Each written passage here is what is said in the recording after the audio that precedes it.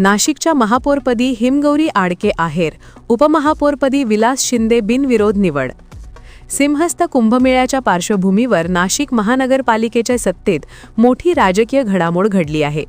कुंभनगरीच्या 17व्या महापौरपदी भाजपच्या हिमगौरी आडके आहेर यांची तर उपमहापौरपदी शिवसेना शिंदे गटाचे विलास शिंदे यांची बिनविरोध निवड झाली आहे।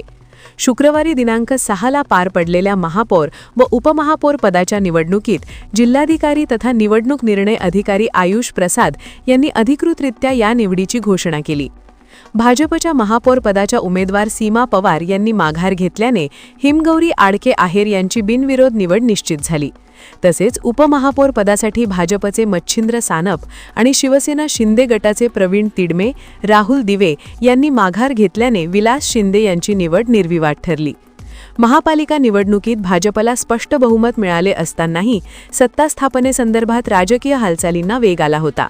आम्हाला कुणाच्याही कुबड्यांची गरज नाही अशी ठाम भूमिका कुंभमेळा मंत्री गिरीश महाजन यांनी घेतली होती।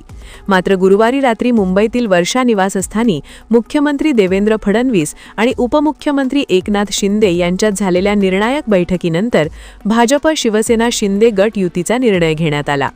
या राजकीय समन्वयातून भाजपकडे महापौरपद तर शिवसेना शिंदे गटाकडे उपमहापौरपद देण्यावर शिक्कामोर्तब झाले। आगामी सिंहस्थ कुंभमेळ्याच्या पार्श्वभूमीवर ही सत्ता रचना नाशिकच्या राजकारणात अत्यंत महत्त्वाची मानली जात आहे।